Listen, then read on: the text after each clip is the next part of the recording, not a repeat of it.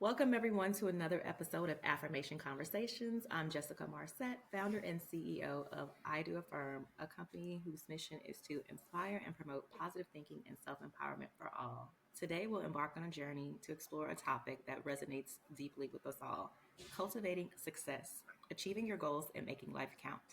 Joining me today are two remarkable individuals who have each carved their own paths to success. Asher Wright. Mm, Welcome, Asher. thank you so much. Another one. Yeah. Originally from Jamaica, Asher Wright is a proud U.S. Army veteran with 22 years of service. Now, as a wisdom coach, he dedicates himself to serving immigrant and veteran communities, driven by the question, why, who do you want to be a hero to? Excuse me. Yes. This guiding principle shaped his military career, where he aimed to be a hero to Americans and now guides him in supporting fellow veterans and immigrants. As an entrepreneur, Asher is committed to providing essential freedoms, time, purpose, money, and relationships to his community. Join him on his journey as he empowers others with wisdom, community, and support. Thank you, Asher. So happy to have you. That's an awesome way to introduce folks to what's going on in my world. So thank you so much for doing that. Absolutely. And I look forward to giving you a lot more time to tell us more about that. Yeah. Victor Delafleur, something of a self-proclaimed Renaissance man. Victor Delafleur is a retired Marine artist, veteran advocate, podcast host, YouTuber, entrepreneur, family man, and traveler. He is currently authoring a book that will be released later this year. Welcome, Victor. Thank you very much. Excellent intro. Yeah. Well, I will definitely say, reading your mini bio and Asher's Yeah. mini bio, you all have a lot in common, and I Mhm. can't wait to Yeah. kind of delve into that. Absolutely. So let's get started. So we're having a conversation about cultivating success and achieving goals. So Hmm. the first question that I want to ask each of you, and I'll let Victor go ahead and answer first, is Sure. what does success personally mean to you? Success is, I think it's having a insight into what exactly where you want to be, whether that be wealth, whether that be a family, whether that be a milestone, a goal that you want to achieve, and just working towards it. It doesn't have to be all done at one time. It can be done little by little, but little successes lead to big successes. And I think as long as you're moving forward a little bit, that is a success for me. So I love that's that. essentially how I work it every day. Little things lead to big things. And I mean, if I take on too much at one time, nothing's going to work out. Everything's going to fall apart. So little by little, I think is Absolutely. success. I love that. I love Yeah, that. Asher, how about absolutely. you? No, yeah, I love the answer, by the way, Victor. And I this is appreciate it, man. this, yeah, this is an awesome question too. To jump us off, Dave, my amazing friend here on this podcast. And when I think about success, I got to think about the binary because you got to think about failure too, right? So success for me is a cycle, and failure is breaking that cycle, right? Failure is simply in your experience, and success is pretty much a cycle. So if you look at a clock, it takes 24 hours around, right?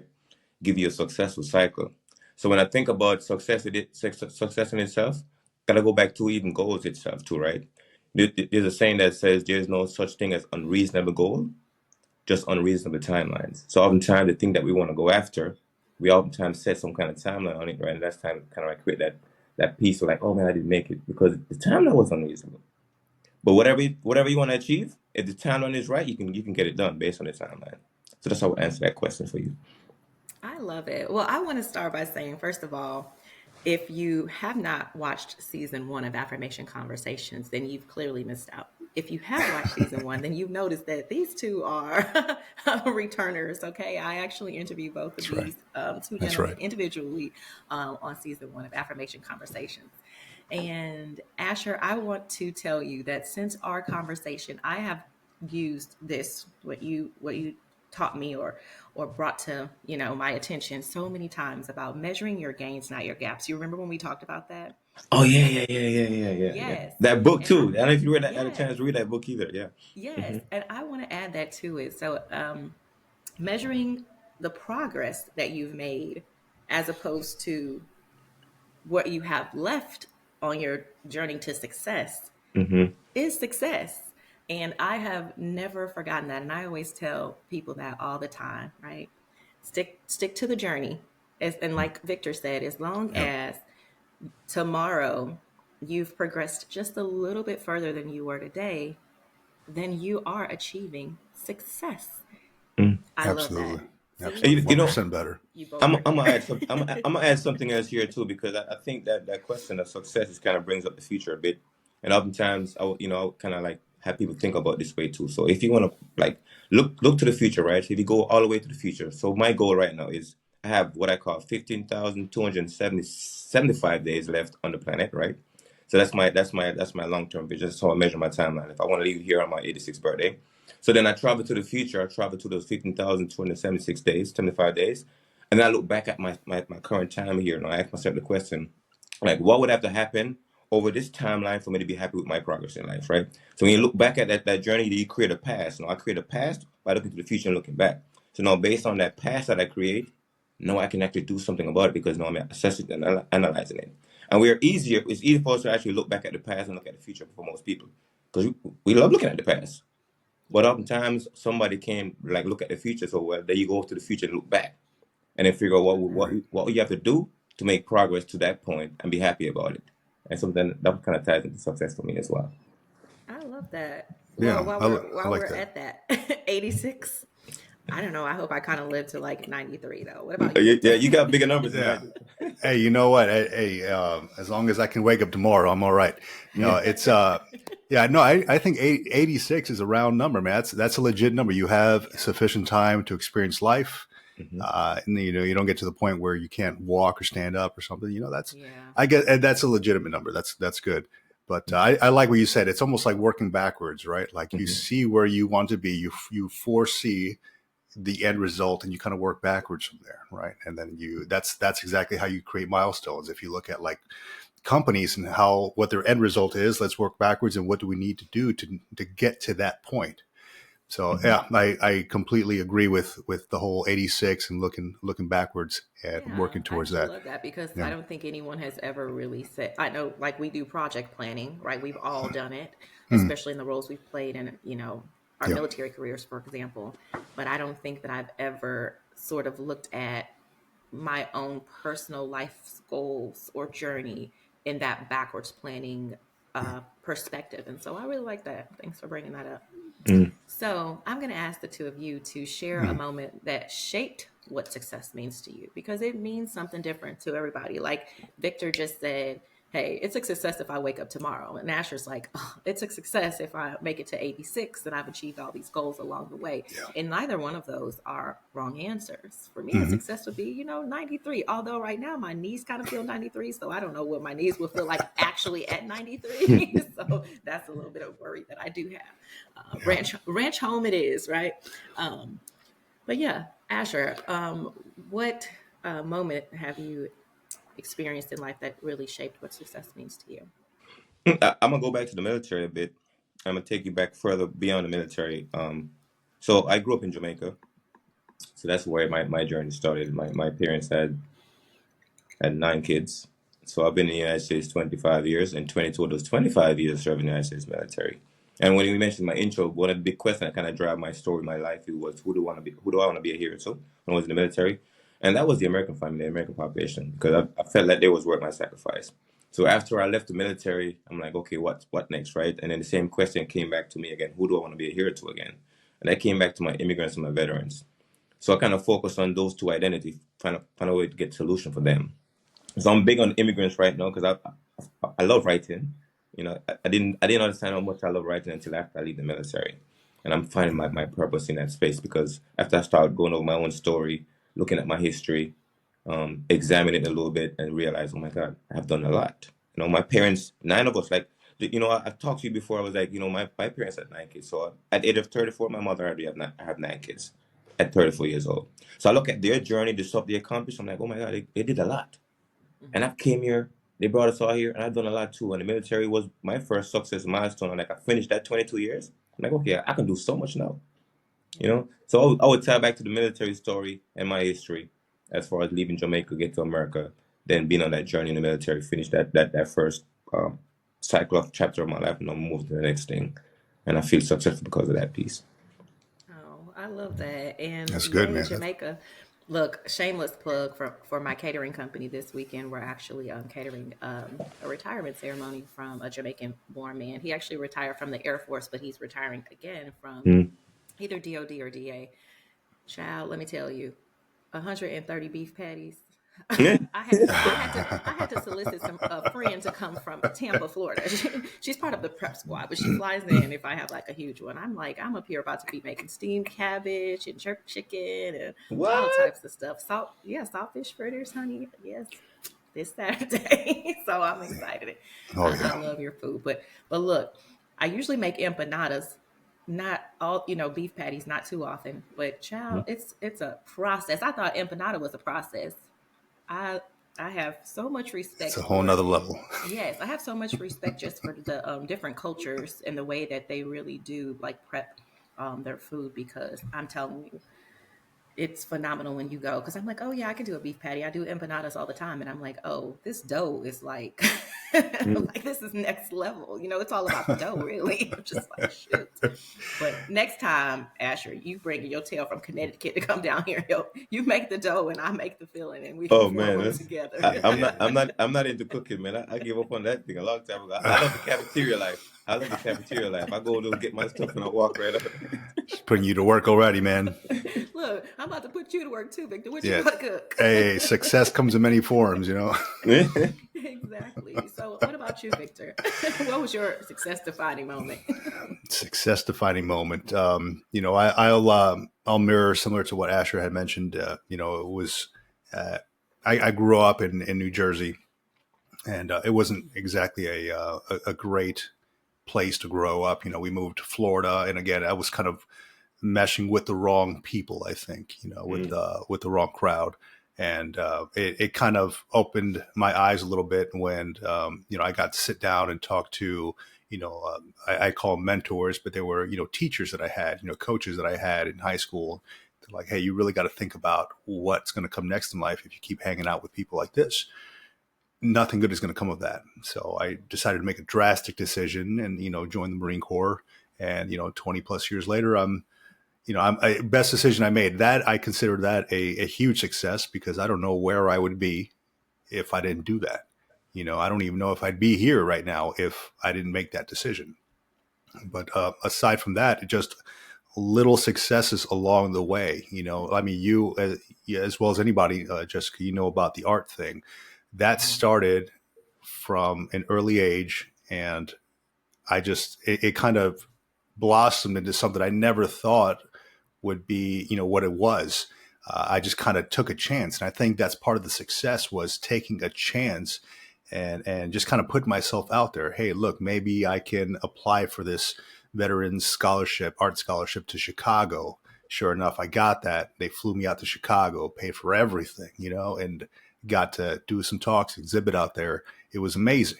And the museums here locally, I got a chance to do that. Little successes along the way, but I would never have had those successes if I didn't take that first step and take a chance.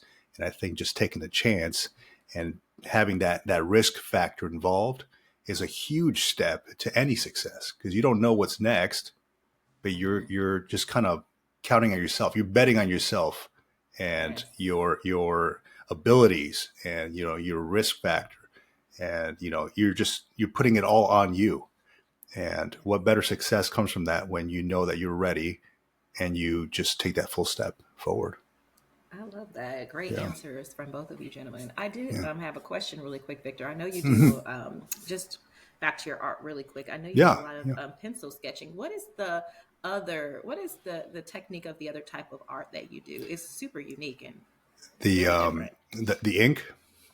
Yes. Yeah. What's So up with that that? one, I don't know where that one came from. I actually no, I lie. I do know where it came from. My wife had showed me a. It was a picture, a painting of. It looked like the wooden circles on wood. Like on uh, when you cut the wood in half, it has like all those little Like the lines. grains. The grains. There you go. The grains. Yeah. So It's early as heck for it, you over yeah, on the East it is. Coast. It's early for me in Seven in the Asheville, morning. so I'm over here trying to splash the coffee in my face. No, but yeah, the wood grain. and it formed like a face, right? And I'm like, that is very unique. Let me look into that. And I was just playing, I was just trying new things and seeing what stuck. And one thing led to another, and it started to form something, right? I was like, this is forming a face. Let me try to make lines here. So basically, what it is, it's Asumi ink. It's a Japanese pine soot. It comes from a tree, right? You mix it up with some water. It's kind of like a grain almost, right? You mix it up with some water, it turns into a black ink, and I basically take it's 100% cotton paper, very absorbent, right, and very thick paper, almost like a watercolor, and I just kind of go down the line until it starts forming an object, a face, or something of that sort. And it takes a lot of time, several hours, days, a lot of patience. Arm gets kind of tired sometimes as you're going down, so you have to take some breaks and stuff. But it is rewarding once you see the outcome. I got one rack here, this one back here that you see. That is the face of John Basilone, who was a legendary Marine during the Pacific campaigns. And that is all, it forms a face, but it's all just lines. And if you get up close to it, you can't make it out. You don't know what you're looking at. When you step back, you kind of get the clear picture. It all comes together, right? And the lines are not all straight. They're all just kind of like pushed on the paper. So it's just amazing. And I was just surprised at how that stuff came out. I'm like, wow, this is pretty amazing. I didn't know that I can do something like this. Well, you said a lot. And before we Yeah. end here, Yeah. you're going to have to take it off of the wall and bring it a little bit Oh, closer. absolutely. And Asher, Yeah. I hope those books of yours are not too far away either, because I do want you to show them. If you have to get up and grab them, we're going to have you do that, because I definitely want you all to self-promote. I mean, you're fantastic. You both came from humbler beginnings, right? We won't say humble beginnings. Every success story isn't a started from the bottom, now we're here, type of story. So, but they were more humble than where you are now. But I do like what you said, Victor, is you probably didn't even realize it, but you said if you're up close, you can't really see it, but sometimes you have to take a step back to get a clearer vision. And to me, when people are trying to figure out their talent, map their goals, get in that mindset, sometimes we're just too deep in it. We're too close to it, to where we really can't see it. It's blurry. But if you take a step back, you breathe, you right. calm down, think a little bit more, then the picture gets clearer. So you were talking about art, but hey, maybe I'm talking about science. No, and it works exactly the same way you had mentioned, right? And when I went to the museum and I explained it that way, somebody else brought it up similar to how you did. Like, I like that explanation, and I was just kind of directing it towards art, but it works really with a lot of things, right? If you're always working, say like Asher might be working on a book and he's going 100% at it, it's good to take a break away from it and then come back and revisit it a little bit, because you have been so involved in it. Maybe you take a walk, go outside, be around nature, and then come back with a full set of new ideas and new perspectives. You have to step away from that to see the big picture, walk back, and then get back into it. Absolutely. And Asher, I do know that there are a lot of people who aspire to write books, Victor being one of them. Actually, I have started a couple books in my days and never finished. How did you make it happen? Like, what advice could you give us? You have your mic muted.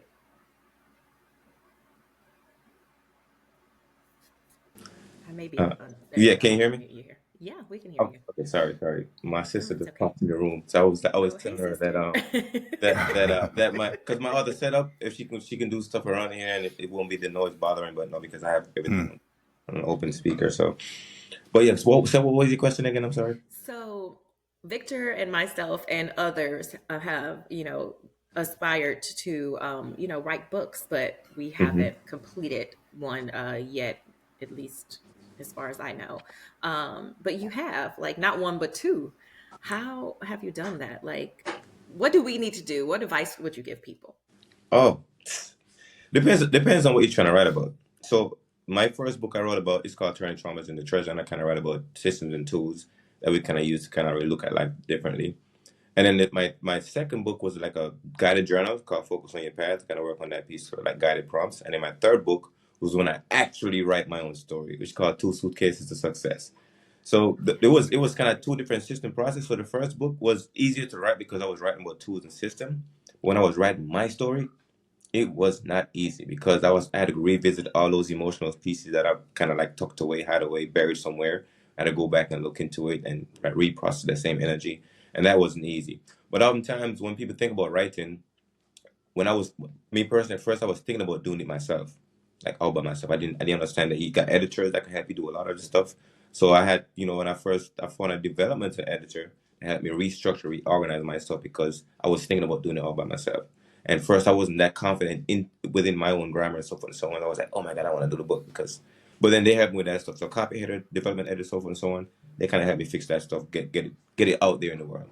And then I also self publish to Amazon, so which the publishing piece make it easy. Because first I was trying to do traditional publishing, and I remember I was in Colorado, and I was walking I went to have lunch with one of my friends, and I walked by this publishing company. I never saw that. Like the whole time I was there, I walked by that place a lot. Never saw that place until like one day I was looking for like publisher. I was thinking about publishing. I saw it, so I went inside and I showed them my manuscript, and it was like, yeah, it's good, blah blah, yeah, but it wasn't there for them, right? I'm like, okay, that's cool.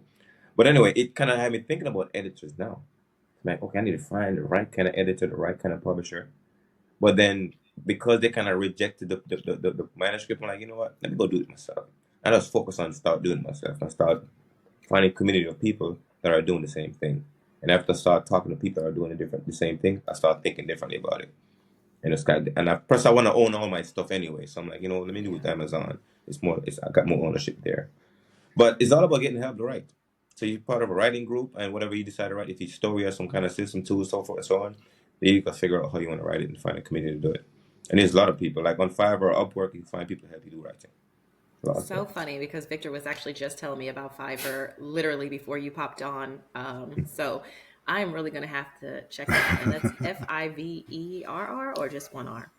2 hours.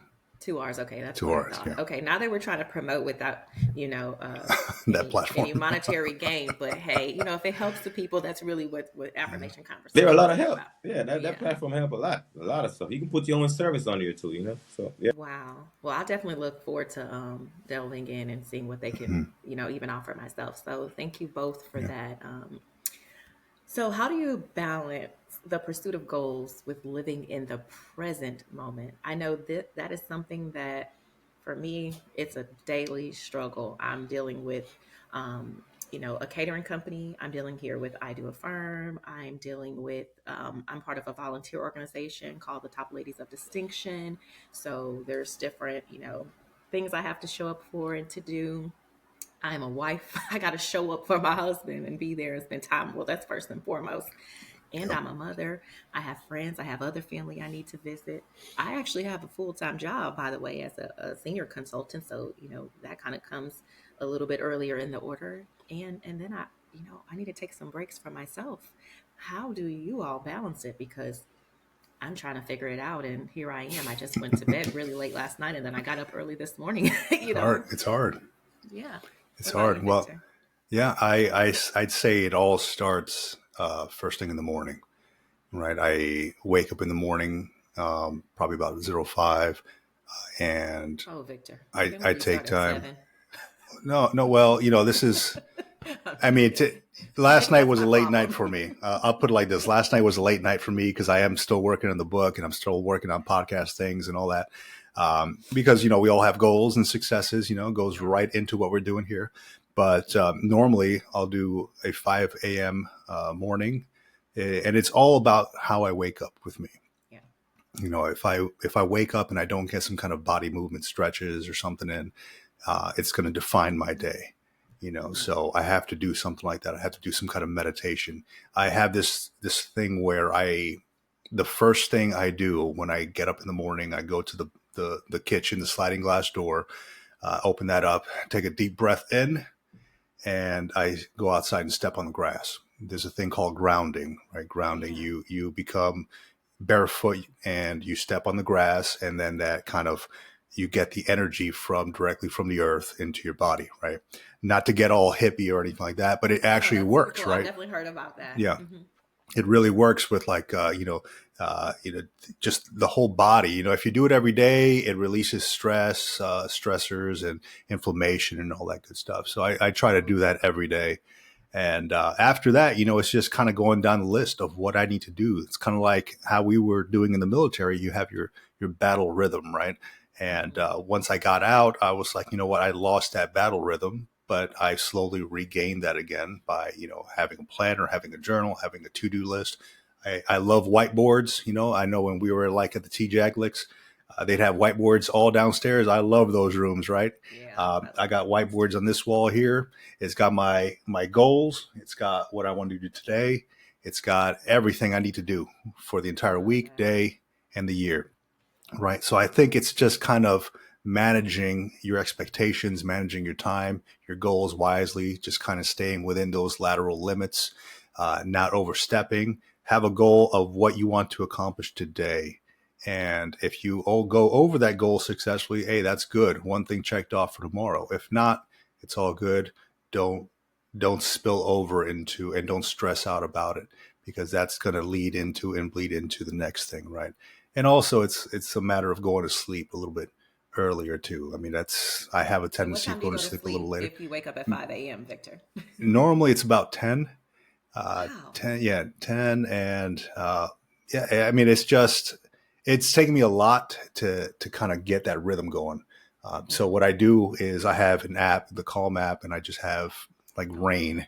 Mm-hmm. I listen to Okay. rain and thunderstorms at night, and that Mm-hmm. puts me out, because I'm always like waking up like 5, 6 times a night because I can't sleep. I'm always tossing and turning, right? Yeah, that's the And same that, for me. yeah, that stuff puts me out. But yeah, I mean, it's just a matter of time management. It's just a matter of making sure you don't overstress yourself, because that's going to bleed into everything else. And as long as the family is good, I have a good support system at home. My wife takes care of a lot of good stuff, and it's kind of sharing responsibilities too with her. With the kids, with cooking. I'll take some days to cook. She'll take some days to Okay, cook. Hey, Victor. it is a team effort, and Yeah. I feel like that brings harmony to the entire life, right? If we share in that, and it's not like, hey, you do everything here, and I'm just going to sit back. That brings harmony. Amen. It does. Yeah. I love that. What about you, Asher? I love Victor answer, by the way. He has a lot of system and process that works. And Mm-hmm. one thing that pops up to me when he was talking to Victor, I'm working on is it's like sleep. Like this is my biggest challenge. So like for like Same. 10 plus years, over a decade plus in the military, I'm only average about 3 to 4 hours of sleep. So I'm trying to get down to like 6 hours of sleep a night now. So I've been always functioning a lot of time up to function on the stuff I want to function on. So I have a lot of time to work Mm-hmm. on my things. But to your question, I would say number one, I would say network, the unique ability, teamwork. That's the thing that's really helped move all my stuff. If you have the right kind of people you surround yourself with, that can help you focus on the thing. Because right now, I'm good at certain things. So if I'm part of a network or a group of people, I can help them do the things that I'm good at because it comes easy for me. Mm-hmm. You know what I'm saying? So I can write real fast, put together stuff real fast for other people. Like, oh yeah, it might take you a while to think through some stuff to write it, but I can write it real fast because my brain works that way, right? So I can help you with that stuff. You can help me with my stuff. And then the other thing is that the big dream, like whatever that big dream you have is, which I realize that the bigger the dream, the better it is. Because if your dream is very big, so for example, my dream is massive, but then Victor, you have a dream, but it's not as big as mine. But your dream fits inside of my dream, which means that we can work together because now we can accomplish both our dreams. So I was thinking Exactly. about dreaming very big and make it very massive, then go for it because then I could find people that are dreaming for their other dreams and combine our effort together because now I'm like, if I help you accomplish your dream, even though it's smaller, you help me achieve my dream because mine is bigger, right? But in the end, just like Mm-hmm. when you have the I echelon training calendar, you got the Mm-hmm. company platoon calendar. What often happen is that the the the bigger calendar gonna um, assume the smaller Assume, yeah. calendar, right? So Mm-hmm. I always think about dreaming big now. So when I think about my own life, I like dream big, and my calendar is my boss. Well, if it's not on my calendar, I don't do it. So when I would sit Same. down and put the stuff on my calendar, I'm like, okay, now I can look to the future, see what's on it. I'm like, okay, I'm focused on it. But if it's not on there, I'm gonna forget it because I'm always doing so many things. Yeah. But so I go back to my calendar, the unique ability, teamwork, and then just my big dream, make my dream very big, and then find people that are like thinking about the same thing, and we just come together and work together. I love that. I love both of your answers. Both of your answers involve teamwork, which, is a cliche, but it's so true. Teamwork does really make the dream work. Asher's like, okay, if we both have similar dreams, or they feed into one another, you help me with mine, I help you with yours, and at the end of the day, we Yeah. both accomplish them with less effort individually because we both worked on it together. I love Yeah. that. I love, love, love that. And Victor, a lot of people go into trying to accomplish their goals and their dreams by thinking that they have to do it all themselves. And I like how both Yeah. you and Asher said, no, you don't. You have to have support. You have to surround yourself with like-minded people who are traveling in the same direction on the same path as you. So That's right. awesome responses, gentlemen, which I knew it was. That's why you're here. I knew it would be. No, no, yeah, excellent. I do like that. You outlined it is who you surround yourself with. Hmm. That's a big part of what made me join the military and get out of that whole situation, because I realized that I was surrounding myself with the wrong people, right, or not Yes. the people for me at the right time there. And even now, as after the military, right, it is who you surround yourself with. If you want to succeed in something, if you want to achieve a goal, if you want to start a business, who are you going to surround yourself with? Other people who start businesses, other entrepreneurs, Yeah. or if you want to, similar to what Asher is doing, writing books. If I want to write a book, who am I going to connect myself with? Exactly. Not somebody Someone who's who never wrote a written book. anything, somebody who's written something, right? So Exactly. in that way, Asher, we have that connection now. Exactly. No, I that's love good. it. Here we are making connections. That's it. But, I always think about like plants and flowers and such. Hmm. Some of them need sunlight and some Yeah. of them don't. Some Hmm. need, like the desert type of environment, like a cactus, and Yeah. some need a lot of watering. You can't put a cactus in a marsh and just think that it's going to thrive there. It's not the same. So you have to find your people, right? You have to find your counsel, get in where you fit in. If you are sticking out, if you're not thriving in the environment that you are in, chances are that's not where you're meant to be. So you need to relocate yourself, re-surround yourself with the right people so that you can bloom and flourish, and grow. So Yeah. thank you, gentlemen, for that. So Absolutely. let's talk a little bit about affirmations. I don't want to talk too much on them, but this is an affirmations based company, and this name Hmm. of this, is Yeah. affirmations Yeah. conversation.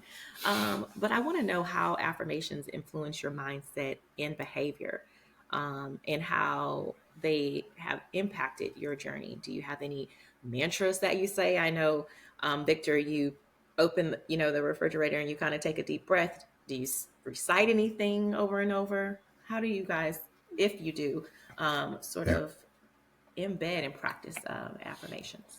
Victor, you Yeah. go. Yeah.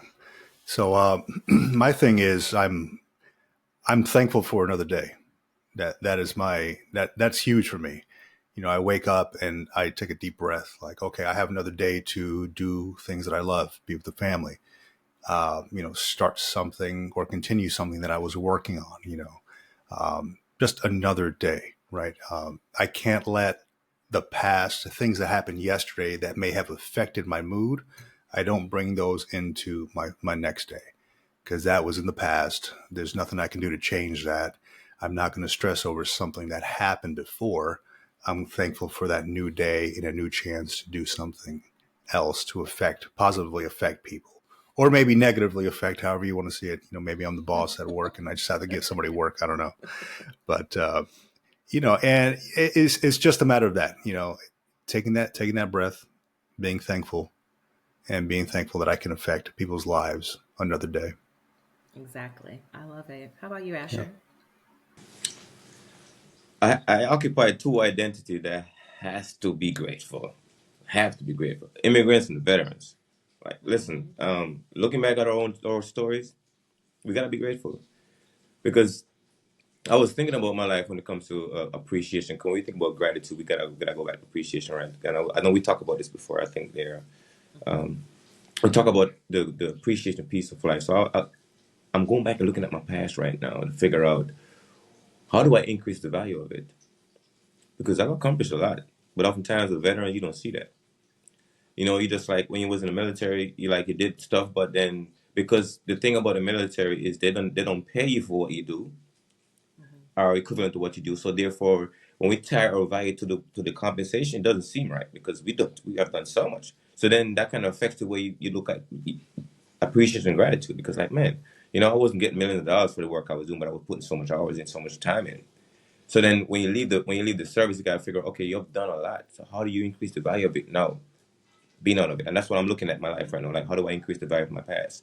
Appreciate, like, if my history, my 40, like my 44 years of my life that I've done so far on the planet, how do I increase the value of that? I go back and look at it. If it was like gold, right? The value gonna go up like a stock market, right? It's gonna go up in value. So I gotta make sure my past increase in value. So therefore, the next future I get, I do the same thing. So I look at my life the same way. So if where I'm putting all my history is in a place that I depreciate the value of it, then why would the universe give me more future? That's right. Because I'm not increasing the value of it. I gotta make sure I appreciate it every day. So I get up every day and I know I'm grateful. Because I grew up in poverty, Mm-hmm. started in poverty, and I'm worked my way up to where I'm at right now. And compared to where I've been before, oh my God, so much I've accomplished. So I've gotta be grateful every day. And the future is bigger than the past for me right now. So I'm gonna focus on the future, a massive future I have to go forward. And the only way for me to enjoy it, for me to be grateful and appreciative. So the value goes up both past and future. If that makes I sense love to you. that. Yes. The future is bigger than the past. I love that. That is awesome. Yeah, So I I would do definitely. like what Asher had mentioned about the value, right? It's a matter of knowing your worth, right? And a lot of people, especially after the military, they don't see that value that they brought forward, Yep. and they basically limit themselves. I think, like, hey, Yes. maybe I'm not good enough for that. And like for me, at one point when I got out and I got offered a position, um, it was way more than I was making during my military time, and I had this period of imposter syndrome, right? Like, am I worth that? Like, am I good enough for that? Can I even do that? Yep. And I didn't realize my worth to that company, what they were seeing, right? Okay, this guy's got these skills, these skills. I'm like, it took me a second to realize that. And I'm like, okay, maybe I am. I'm devaluing myself right now. I have the education, I have the experience. I need to get that in my own head. And I think a lot of folks, at least getting out of the military, don't really see that. Either they have really high expectations that they don't have the experience or the education, or they have all the experience and education and they're like, hey, they just have that imposter syndrome. It's a hard hit to take, but it's something to realize about yourself. Yeah, no, you guys are absolutely right. As a legal administrator, a former legal administrator in the Hmm. military, Yeah. we have so many skills, right? And Asher, what was your job in the military? I work in finance core. Oh, exactly. So many skills. And Hmm. you go through so much training, um, like military schooling for that, and it's continuous learning. And then Yeah. on top of that, we serve in different positions of increased responsibility as we get promoted. That's On right. top of that, we procure these degrees and certifications. And so then we get out and we try to say, okay, we don't have the experience on this side. So I'm going to take this first offer because these people have experience. Well, they may Hmm. have the experience, but they may not have the education. So, no to the imposter syndrome. Your value, right? Because you're thinking about your history, as Asher just said, you have to take that history. Now you have to Yeah. increase the value of yourself. And Hmm. that was kind of like my journey a little bit, because I got offered um I got offered a salary from a company, and although that actual salary was more than my military salary, when I added my military benefits, right, the housing allowance, the tax, relief, because whoo child, I miss that tax relief. I'm sure you guys Yeah. do Oh too. yeah. Um, Absolutely. it kind of was about the same. And so I'm like, why would I work for about the same when my value over time has increased. Although the military can only pay me what they can pay me because they pay by rank and year structure, not by the Hmm. certifications, not by the degrees. They don't pay that way, and that's Right. fine. But I'm like, no, I can't settle. I can't settle for this because I feel like some people, hey, it's more or it's right there, and they're giving me the opportunity because I'm not experienced. No, don't think about it like that. I said no. It was very hard for me to say no. And child, I ended up getting about $32,000 more than that in a Yes. different job. Nice. $32,000 more. And Yeah. I'm not here to talk about money. The point is, don't decrease your value for the first opportunity, and don't, like, look at what you bring to the table and set a value for yourself, and don't let other people minimize it. Don't be too quick to jump on the first thing that's offered to you. Sit Hmm. back a little bit. So, Yeah. I think you had that key word, settle. Don't settle. yeah, because That you'll was the key regret word. it. Yes. Anybody that's ever You settled for will. anything has always regretted it, right? There's always the what if. What if I would have pushed a little bit harder? What if I would have been more consistent with this? There's always a what if factor. And you don't want to live in that realm, right? Yep, You want to live in knowing that you did everything you could to get where you are with all the experience that you have. exactly, Yeah. exactly. So let's I talk want, about goals. Go yeah, ahead, yeah. Asher. Go I ahead. want to add something else here real quick because I think if you're a veteran and listen to this right now, you're gonna see this in yourself when you like leave the military because we gotta realize that we are switching identities, by the way. Yep. So in the military, like my identity was I was very confident in that identity, very Mhm. confident. But then once you leave that identity, you go to the new civilian stuff. You no longer you're not confident in identity. So therefore, somebody can offer you something that devalue when you say yes to it because you're not confident in that new That's identity. right. And I had to figure out a way. I had to find a way to kill off the old guy, the soldier. I had to kill him off, and birth that new identity and be confident in it because I wasn't. I had to educate myself into this new identity. I'm sorry myself with right now, and it was very hard. So oftentimes I think you know, it's the military. I don't think the transition is as good as it could be for the folks that are leaving that entity because they focus on employment. Yes, they focus on employment, but you got to think about the person that's leaving it. Like that's a Yep. major hit on your self esteem and all that stuff. And when you approach a new job with a new identity and low self esteem and identity, it's gonna hit you different. And you might accept something that doesn't like value your work. Exactly. No, you absolutely have to have confidence for sure. And some people go from one military type of job, like one career. Maybe they did finance like you, Asher, but then they want to do something completely different when they get out. And so that is another thing that could kill their confidence or give them imposter syndrome, as Victor talked about. So you have to prepare yourself. You have to set goals. You have to set goals in advance of departing the military, for example, or one job or one profession, one career if you're not in the military, so that when you do start that new journey, you do have the confidence. You do know your value so that you do not settle. And so that takes me into my next question. I want to talk about prioritizing goals because you really cannot accomplish anything if you don't have goals. You kind of just living in the moment. You just, you know, floating, right? So how do you all prioritize your goals, especially being, right? Because I said it in your bio and we've talked about it a little bit here already. Y'all are doing a whole lot. Y'all are booked and busy, right? How do you do it, Asher? So I have this crazy goal. I'm gonna share right here. Like this is my big dream. My big dream is to leave America, go to Africa, build this massive ass community where I was thinking about I would start with like, my melanated folks that are veterans to go back to Africa and start helping to really like advise the leaders of Africa to really build up defense structure to kind of protect their resources and stuff, right? So I was thinking about how can I start building community there and moving people there because I'm leaving America. I didn't born and raised here.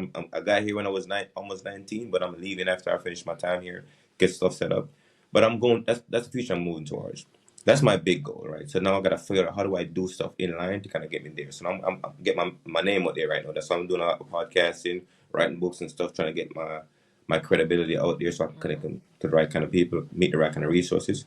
Because I know in America you can have access to finances, right? The financial resource that's what most people lack. But I have a vision. but I don't have the financial resources and the right kind of people that may achieve it. So now I'm just gonna get myself all day, keep pushing. So I do a lot of podcasts. I do like 5 days a week. I do Monday to Friday. I do a podcast, and I find people because I'm searching for the right people. Going on, my goal is to meet 10,000 people by 2030. So that put me about 4 people a week. I mean a day. So I'm working towards that thing. I'm not getting 4 people to meet a day, but I'm working towards it. Right. I'm building towards it. And then I have my books writing project. So I'm working on that. So I'm meeting people that are writing books. So right now I'm working on a multiple authors book with immigrants, like writing our story, combine writing our story, then empower other people to do the same. Because I realize that once you like write this story, it really is very empowering. You release a lot of stuff and you get a lot more clarity in your vision for the future. And then you can like really own your story because oftentimes we have it in our head and it doesn't worth anything just us thinking about it. When you put it on paper and somebody sees it, they're like, oh my God, I love when you say that. Now you feel good about your own story. So that's one of the other things I'm working on. But it's all about making the big dream. They do those small goals to get you there, find the right people to help you achieve that dream. I love that. I absolutely love that. Wow. You said a lot, Asher. You definitely said a lot. No, that's a really beautiful dream too. So let's not, I want to look, have a moment of silence for this dream so we can, I mean, when we see it to fruition, it's going to be super beautiful. I like your dream. How about you, Victor? How I prioritize my goals. I think I was looking for my little notebook here. I know I usually carry it around, but I carry around a little green notebook everywhere I go.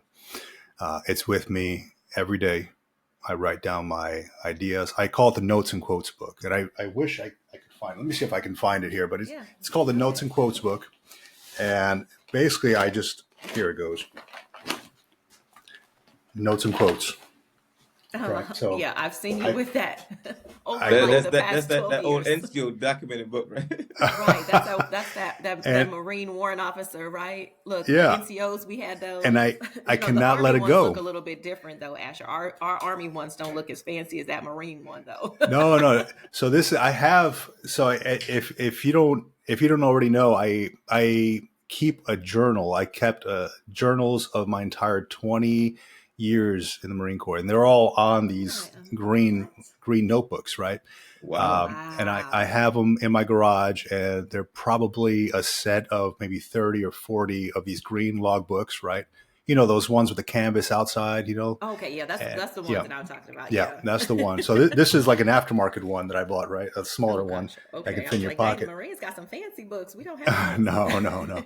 But I kept a journal of every day. It was like my taskers. It was my thoughts, ideas. When you're sitting at the base theater and you're sitting there for some required training, it's like, oh, okay, well, this is what I'm thinking about. This is what I'm seeing. This is what I'm learning.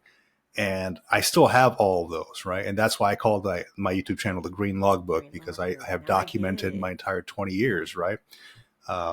Just based on those. And I kept those because I wanted to go back, and I often do sometimes, to see what I was thinking when I was an E3, what I was thinking when I was, a warrant officer, a chief warrant officer 2, like all along the line from E1 to staff sergeant to the chief warrant officer 3. Just it's there for me. I wanted to see what I was thinking, how I progressed, how my mind changed, how my mind progressed over time, what I was thinking about. And it also brings by some good laughs, right? Like, oh yeah, I remember that day, when I was on duty and I saw this idiot, things like that. But I carry this one around with me still to this day. I started this one beginning of this year, Notes and Quotes. And that's basically how I have my priorities in here. In the back, I'm like, okay, well, similar to my whiteboard, what do I want to accomplish at the end of this year? What do I want to accomplish each week? And then I break them down by days, okay, checkbox. Did I do this? Did I do that? If not, bring it over to the next day. Let's put that at the top of the priority, knock those things out, and then move on forward, start adding more things that I need to do, right? Not to overwhelm myself, but it is a constant changing thing because I constantly have ideas. My mind does not stop running. It's constantly like going. We have that in common. Yeah. It's always, there's something always up there. I mean, I'll wake up in the middle of the night and I keep this by my bed sometimes. And I'm like, okay, well, let me write this down real quick. Yeah. Because cool idea about this invention that I can make. I just need to figure out how to do it and prototype it and all this stuff. or a book thing or whatever. Mm-hmm. But I prioritize my goals like that. If it doesn't get done the day before, move it up to the next line the next Mm-hmm. day, right? And that way I can knock those things out.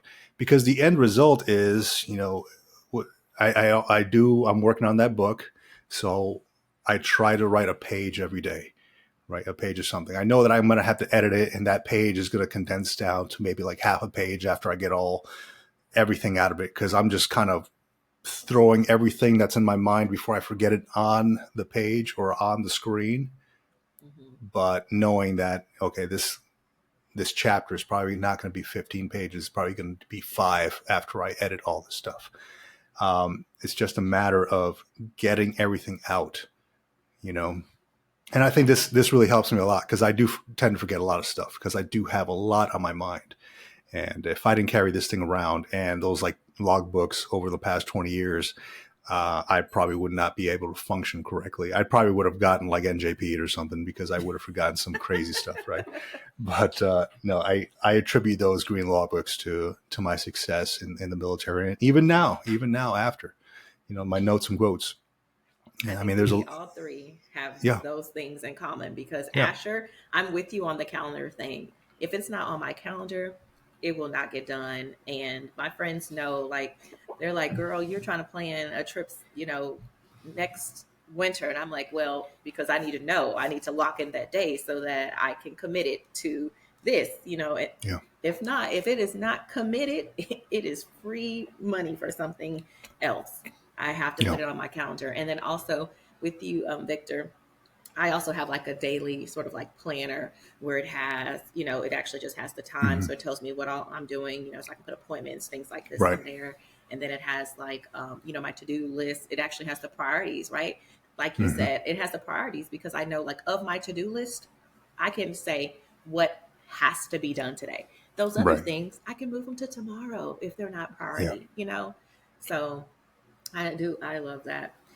So we all know that in order to accomplish goals, we have to be focused and we have to be Hmm. motivated. And we're not motivated every single day and we're not focused every single day. But how do you manage that? How do you stay focused enough Hmm. and motivated enough to make progress every day in the accomplishment of your goals? What would you say, Asher? Interesting. I do a lot of reading, listen to a lot of books. That's my thing. When Victor was talking about, he wake up in the middle of the night writing stuff down. I was like, that is so me. Like my mind is constantly working, constantly doing stuff.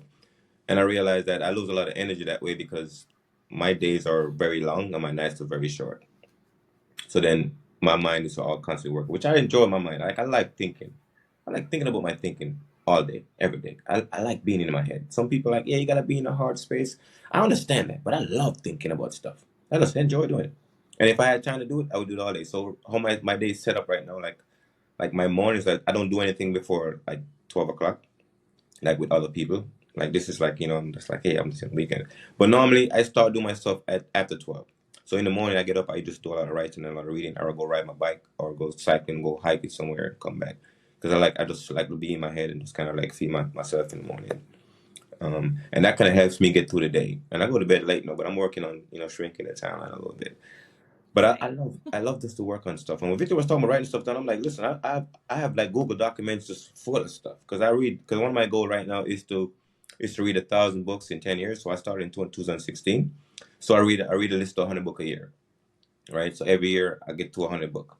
And so I'm on my 8 years right now. I probably like got like 20 something books left to finish my goals to get ahead on the club this year. So I'm always like feeding my mind with a lot of ideas because I realize that my brain just needs something to kind of stimulate a little bit. And I do a lot of reading. I don't watch the news, I don't watch movies and all that stuff. I just straight books and like podcasts and so forth and so on. That's what I focus on. Wow. And it gives me a lot of ideas. And then the ideas show up whatever time of the day they show up and I gotta write them and organize them. But that kind of keeps my spirit going. And that's why I set my day up. Asher, you're the most micro macro person I've ever met. Asher has a big goal, and then he will tell you all the little goals that fall under the big goal with the dates, the times. I love it. It's very mathematical. You are definitely a thinker. You are a very heady person. I love that. Thank That you. is Yeah. awesome. It's Of super course, obvious. Jessica, that's me. All up in my head, man. All up in my head. People like, oh, actually, you need to start feeling your stuff. I even processing anxiety and stuff too, because that happens a lot. And that's something I'm gonna share with you guys, because probably seen this. I learned this through my therapist, because she was asking me, actually, how many new things do you do a day? And I had to think about it. It's like, oh my God, I do a lot of new things a day. And she was like, that's the reason why you have so much anxiety sometimes, because you do new things. And new things create anxiety. That's why it's important to have routines and stuff, because routines level you out, right? Because it doesn't take a lot of thinking, you know what I'm saying? Because you can sit there, okay, I have my routine stuff and my new ideas stuff I got to get myself into. So once I start recognizing, like, oh my God, it makes so much sense. So now let me figure out how much routine I have and how much new thing I'm going to introduce to my day or my week to kind of reduce my anxiety. But oftentimes I like the feeling of anxiety too, because it's just like, it's kind of thrilling sometimes. Like, that's why I do like risky stuff, because I like the thrill of stuff. But it was like, you gotta slow down so you can process this stuff. So that hits me too. It's funny that your therapist said that, and it's great that you can identify with that, because I can tell the difference between you and Victor's personality. You are super hyper, and Victor is super just like chill. And I think it's because Victor has the routine that we don't, and so he's just like woo. And plus, he lives in freaking California, for goodness sake. So Yeah. And I live what like you this don't too. see, what you don't see is, as you're saying. So my mind is go go go right now, right? It is. I'm hyper, but I've Hmm. learned over time just to kind of keep this stoic facade, and That's it's the been Marine. through. It's been through. Yeah, it's been learned. It's a learned thing, I think. Almost like that. What's that saying? It would be like a duck in water, right? Like calm and collected on the top, while your feet are going like crazy at the bottom. Bottom and below. Yeah. Yeah.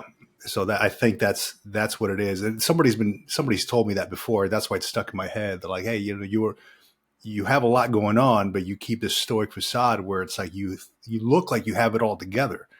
And I'm like, well, I mean, do any of us really have it all together? Like, I don't know that I do. It's just a matter of acting as if you do have it together, and then that would kind of come out, on the face, on your in your body language, and that kind of goes hand in hand with having confidence. It's Hmm. funny because I feel Yeah. like Asher's here on the extreme, you're here, and I'm like right in the middle. I love the Yeah. dynamics of the three of us, because like I'm Yeah. super hyper, but I can also, I'm like, ooh. And I Yeah. think maybe I'm more stoic only when I'm just fatigued. Mm. Otherwise, I think I'm more Asher. So for full disclosure, I have the symptoms of ADD and dyslexia. So I've I think been, you told and me that before, actually. yeah, and which I love anyway, because it gives me a lot of energy. Like I can Yeah. get very focused, and I can get very disorganized too sometimes, right?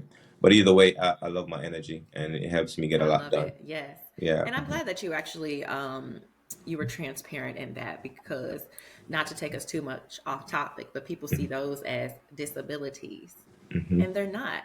They're still, you still have the ability. Look at Hmm. you, look at what you're accomplishing, look at who you are, what you do, how you think. I mean, it's brilliant. So for any young people or, older people out there who may have, suffer from ADHD, ADD, dyslexia, don't let anyone tell you that that is a disability. Look at Asher. Look at his Hmm. Yeah. mind. Like, I can see your mind through just the way you talk, and it's brilliant, and it is motivating. So I like your hyper, Asher, because I'm a little more hyper too. I guess if I didn't go to bed so late, if I went to bed at 10 p.m. like Victor, I probably would Hey, you know what? I I want also to do have 10 p.m. though. ADHD. I also have that same thing, ADHD, right? And I don't go advertising it or anything like that, but it does contribute to like the hyperness. It's Hmm. not on the face; you can't That's really why you see have it, to but have that it's notebook everywhere, probably, Victor. everywhere. Yeah. Like, I'm writing things down. It is a chore for me to be organized, but I think I figured out a way to do it that kind of conforms to the way I work. That's Hmm. awesome. So yeah, Well, it's an how do you uphill stay battle, but motivated in your work, Victor? We know how you stay focused, that yeah, green log book, but how do you yeah. stay motivated? Motivated. So I think it's the idea of getting 1% better every day, and being able to share that information with others out there. Like, for instance, that podcast that I'm running with my fellow retiree, John, the Yes, military John. retirement Ooh, shout podcast. out to John. Yeah, shout out to John. Hmm. Yeah, that motivation to me comes from helping the next person. I don't, the idea of, I don't need to be paid for this. I'm doing it out of the want to help somebody else out, to share somebody else's experience, to share somebody else's military to civilian transition, right?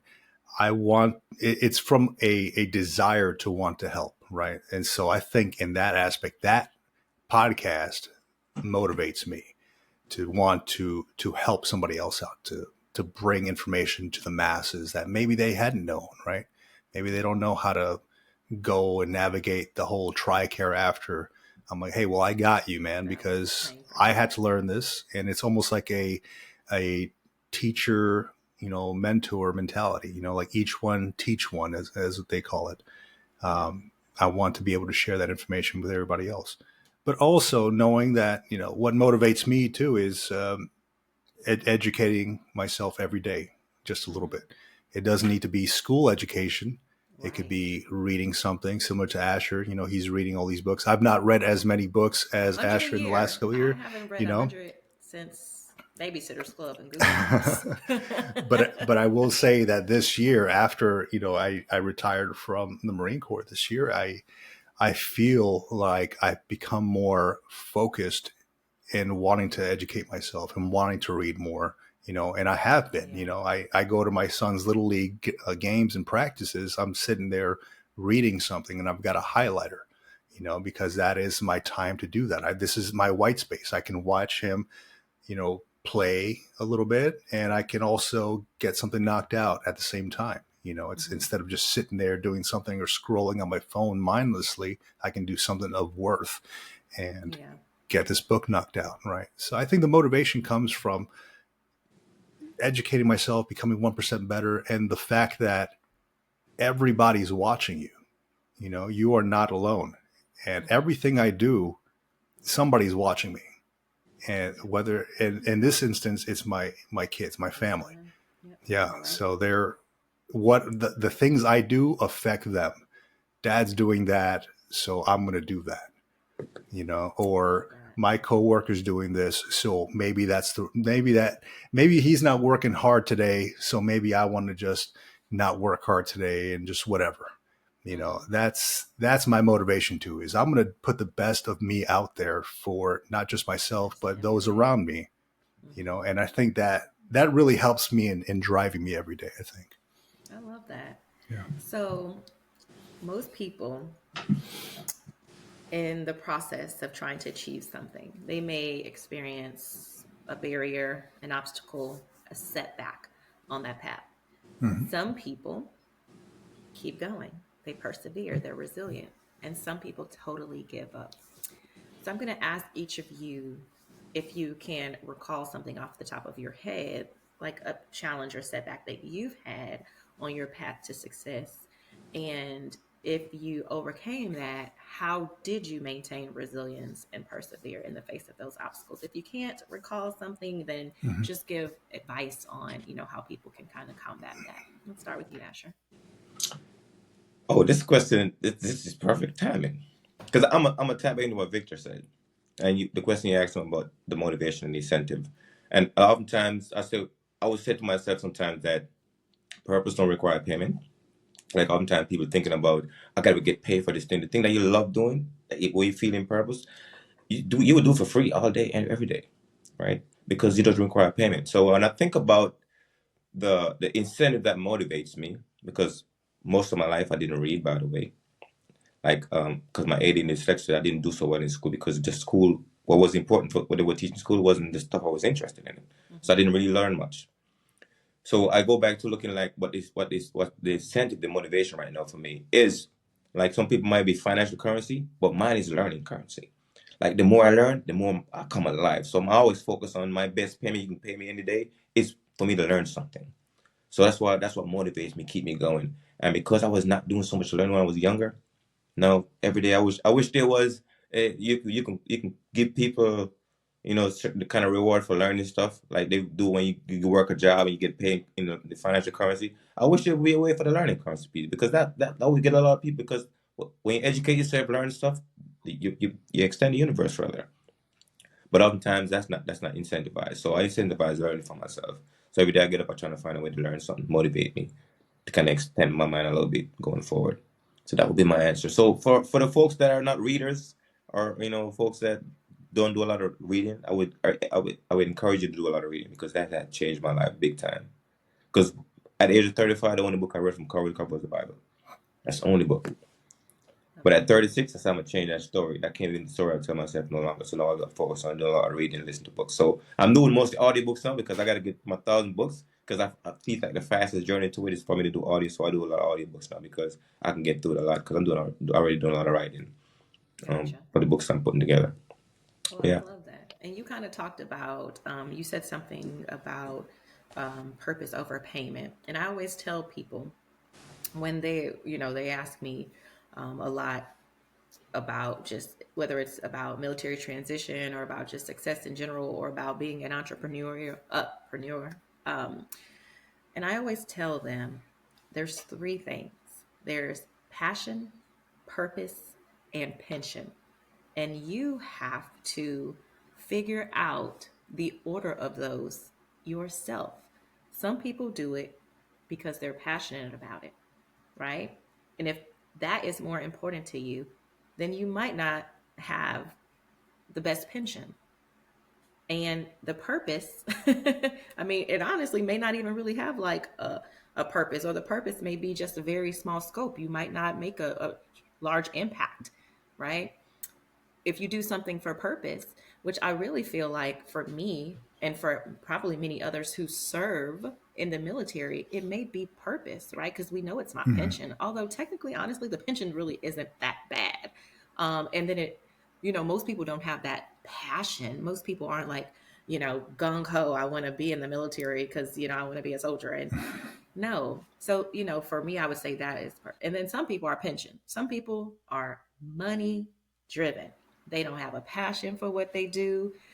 The purpose of it may not even be, best for them. Might not be best for mankind, but they like the money. So I tell people, hey, you do what you want to do, but you have to determine what order those three things matter to you. So I kind of just wanted to put that out there. Yeah, that's 100%. Yeah. Yeah. So Victor, what about Mhm. you? How do you kind of persevere, and have you had a personal challenge or setback? Yeah. We know Jersey. Yes. Was Yeah. one. So one that recently comes to mind that um, it I'll be honest, it has bothered me for a while, right? For probably the last year, and it's always on like the front of my mind. And all right, so a year before I retired from the Marine Corps, there was what we call an MAR admin, right? It's like a letter to all Marines that comes out, like messages that comes out. They Okay, we usually call come them out every day. Alaract in the Army, I think. Okay, so it's for everybody. It's like Mm-hmm. updates to different things, right? Yeah, So Alaracts. Yeah. um, one came out saying that they were looking for combat artists, right? So Mm-hmm. what is a combat artist? It's somebody who is like put into an additional billet, and they fall under um, the historical unit of the Marine Corps, and they get a chance to be attached to different units who are either deploying, going out for training.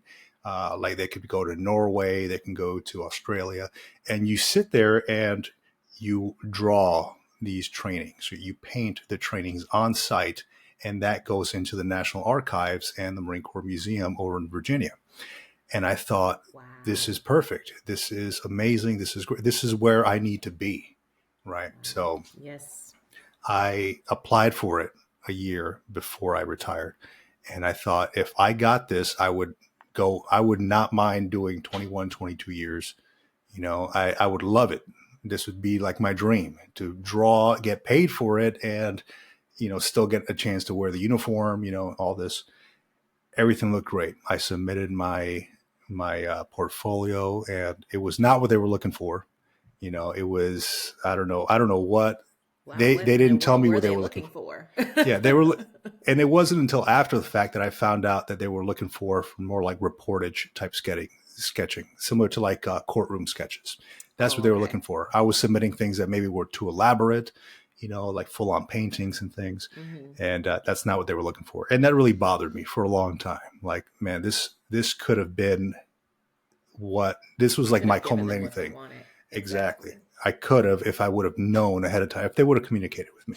Yeah. Right. But I didn't let it bother me. I think about it, but I've gotten over that. Right. Like, okay, it was meant to be. There was a reason why I wasn't put in that position.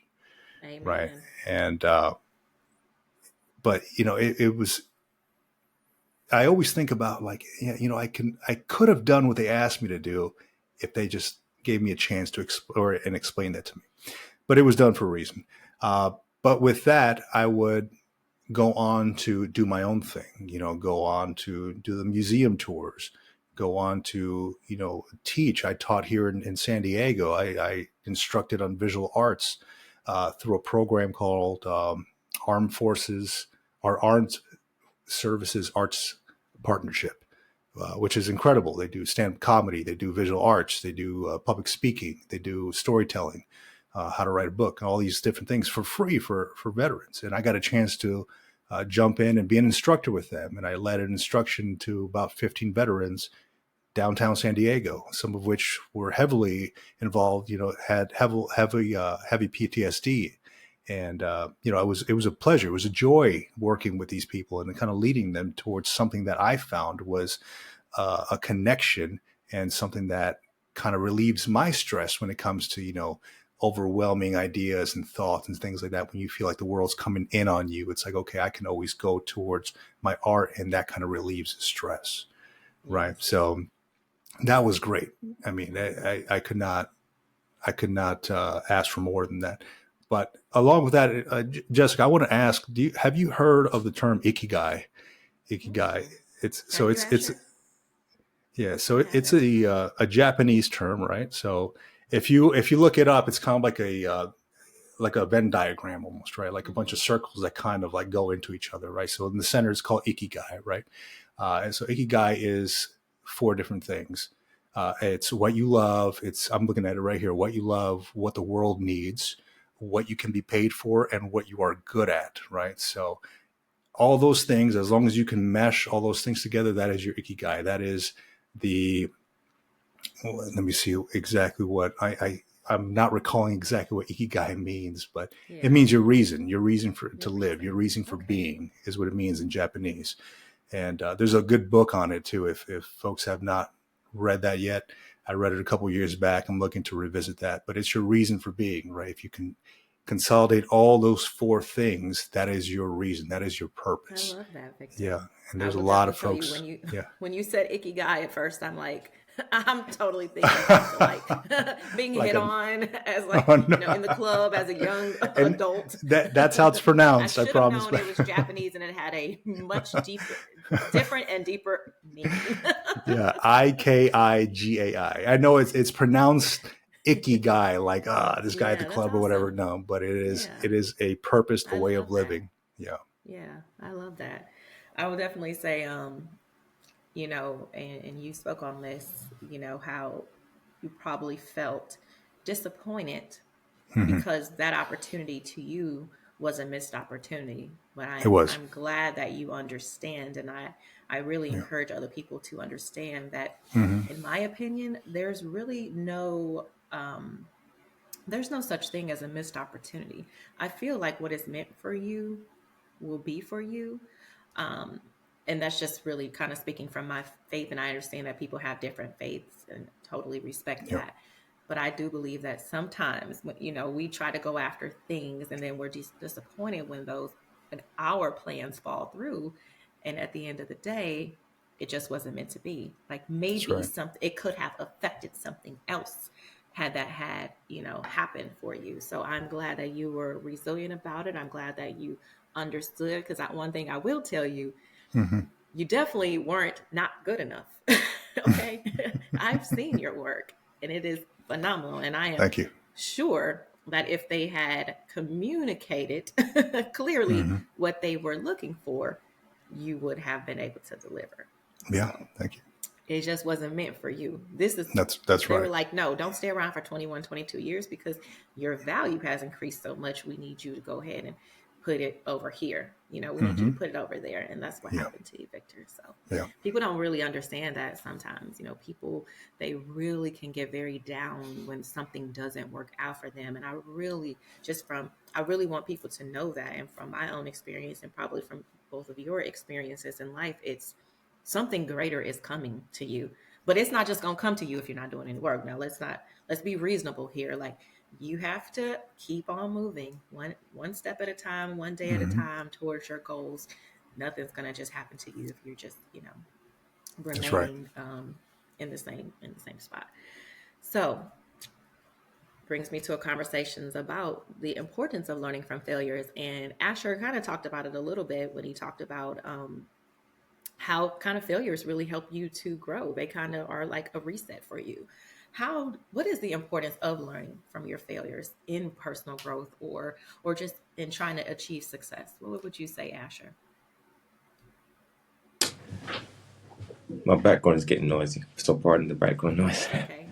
Yeah, so failure is a big part of my story right now because I think because of my dyslexia and ADD and not understanding like how my brain works and my body works, put me in a lot of situations where I learned stuff the hard way. But then what I realized what happened when I learned stuff the hard way is that I have a lot more insight into how stuff really goes wrong.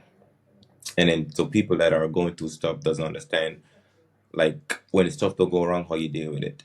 So I value my failures, and because when I say earlier, failure is simply a new experience. That's pretty much what it is. Something you expect something to go this way, and it goes another way. Give you a new experience that you never had before, Mm-hmm. because it failed the way you intended to fail. So I start really valuing my failures, because I'm like, okay, if I start recording them, I wish I was doing like what Victor was doing, was like taking notes, like, oh, like it's 20 years and Yes. stuff.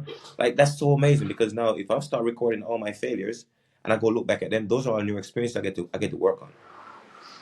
I get to systematize those new experiences. Somebody like, oh, I went down this lane. Oh, well, I went down that lane too. I can tell you what's down here too, right? So you have all the experience you're gonna talk about. So I value failure. Like I value my failure more than my success.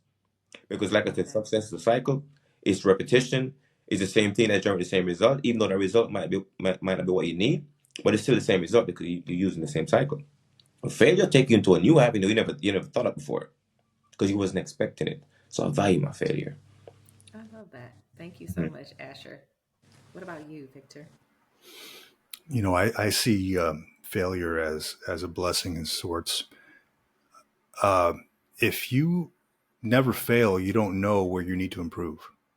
So and that also means, I mean, if you never fail, you're probably not going hard enough on what you want to do, right? So I think it's a blessing, and the same thing I tell like my own kids, like, look, it's a fail because then you know what you need to work on. If you can't hit a baseball or something, or if you can't make the shot, it's because you need to work on something else. You need to adjust. You need to do something because something's not allowing you to get to that next step to succeed, right? And it opens up a lot of doors, I think. So I welcome it. I think it's a blessing to fail because it opens up a new path to figure out different things, to figure something else out to as a way forward.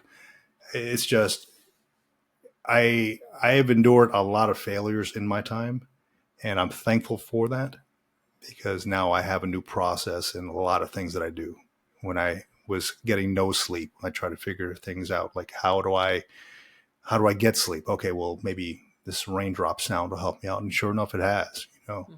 I want to When try you're the not. Calm app. I've seen Yeah, it, it's but it it's not bad. costs.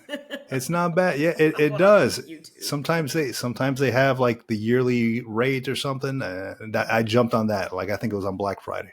Uh, Oh, got it. yeah, I'll wait but till no, you. it is good. It is good because I mean I found out that I enjoy bedtime stories. And they have bedtime stories on there. So it Really? sounds Wow. yeah, it There you sounds go, good. Asher. You can get Yeah, your 99th book in you can get your for calm 99th book in and your there. sleep. You can get your sleep, and you can hire me to do the voiceover for the whole Right, for the the whole whole thing. thing.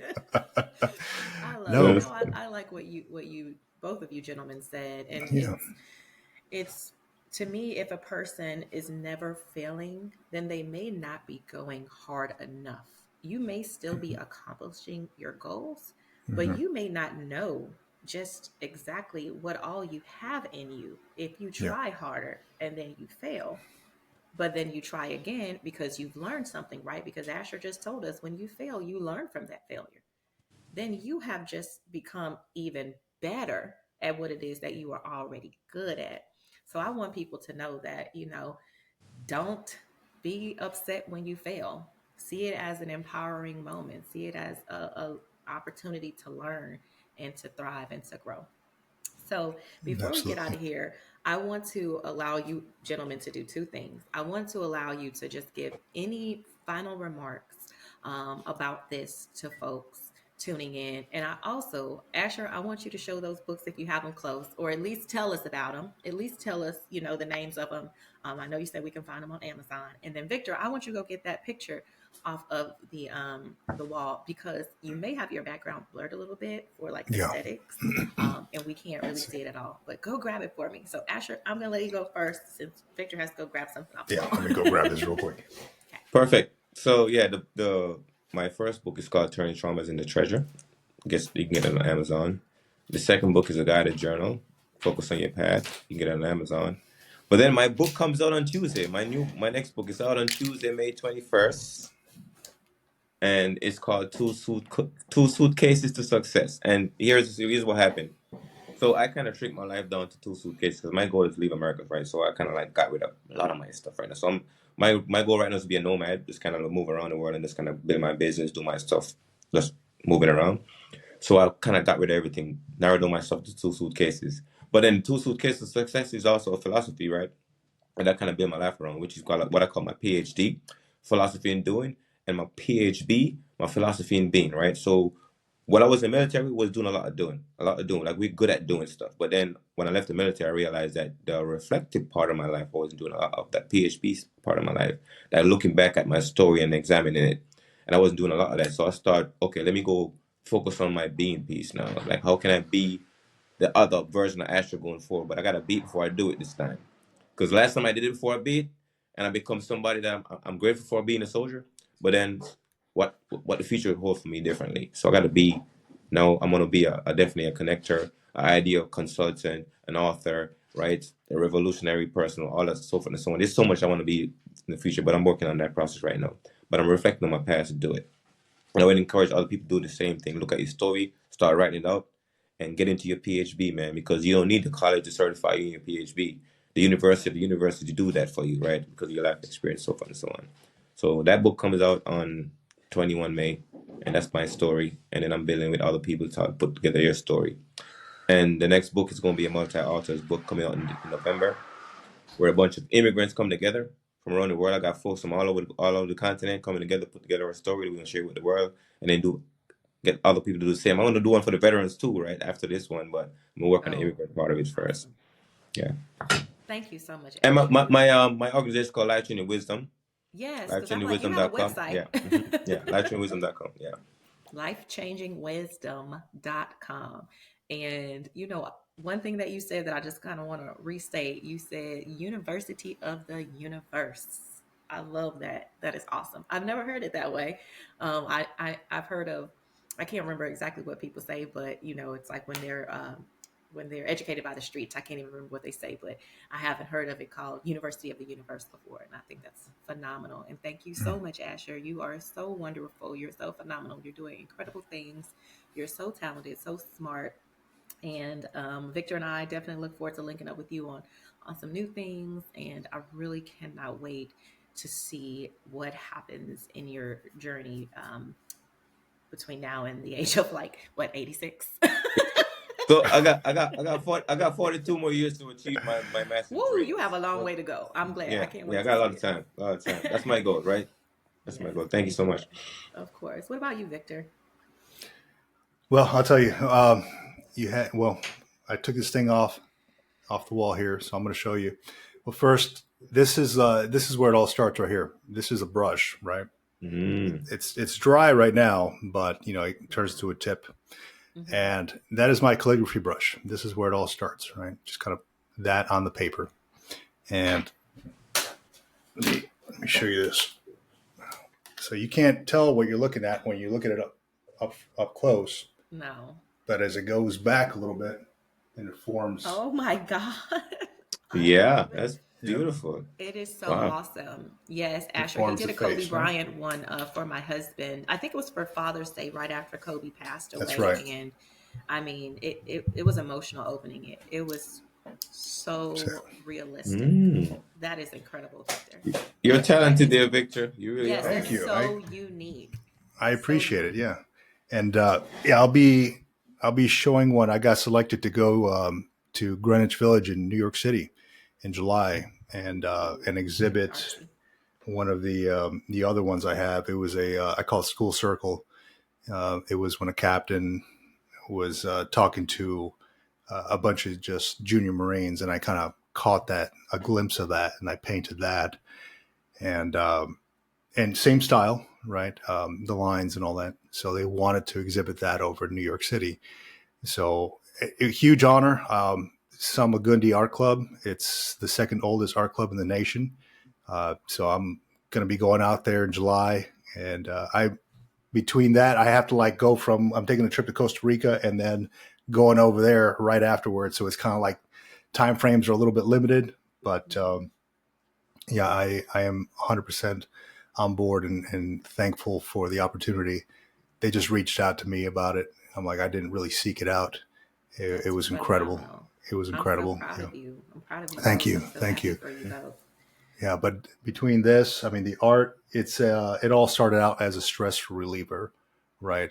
I didn't mean for it to be what it has become, Hmm. and it was just a matter of me relieving anxiety, getting out of depressive states, just my alone time, me alone in deep focus, with no noise, just my tinnitus ringing in my ear. The ringing in your ears. just me and my tinnitus, and maybe some like some lo-fi in the background, and just going at it, putting paint on paper. But with that, things have blossomed. Things have blossomed, and I was able to connect with other things like the podcast, right? So I do Yes. the military retirement podcast as well, and I'm thankful for that. Just getting information out to veterans who may not know that they actually rate certain things, and it is a blessing to be able to do that and not have to worry about getting paid for that or anything, just to do it because I Yeah. want to. You know, I And got that's that. available on all platforms, right? That's correct. That's on YouTube, Apple, Spotify, and we're part of the Wreaths Across America Radio Network as well on iHeartRadio. Oh my God, that's Um, amazing. yeah, Asher, what about your podcasts? Are Uh, they available across all platforms?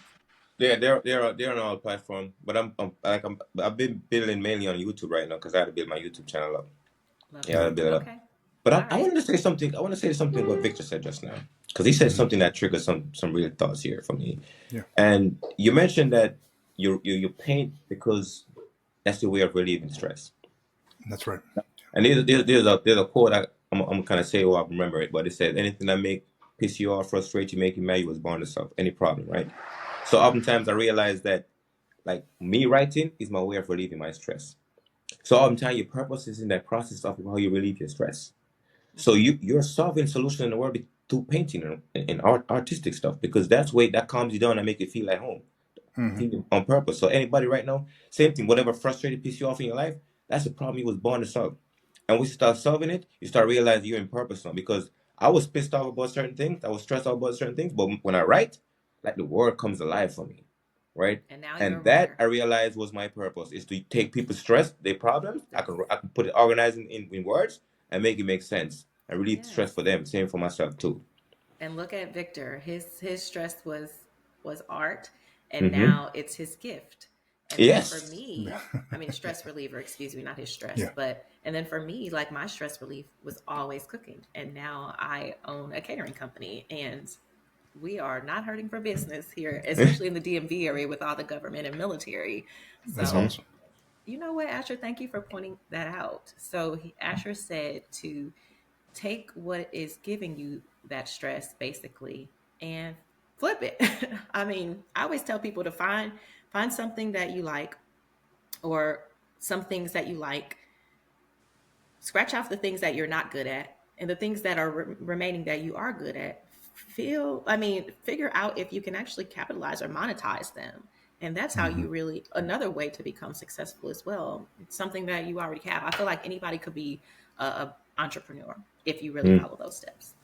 mm, So, Yeah. as we wrap up, remember the journey toward success is not just about reaching the destination, but about the growth and transformation that occur along the way. Embrace the power of affirmations to fuel your mindset and pursue goals that truly resonate with your values, as we talked about a lot today, and your dreams. With dedication, belief in yourself, that confidence, and a clear vision, you have the potential to achieve extraordinary things. So go forth with confidence. May your path be filled with purpose, fulfillment, and endless opportunities for growth. Thank you so much again, Asher and Victor. Can't wait to work with you all again. I'm sure when there's a season 3, you all will be on it because you're stuck with me now. And just for everyone else, just take care and be confident. Bye, everybody. mm. You've been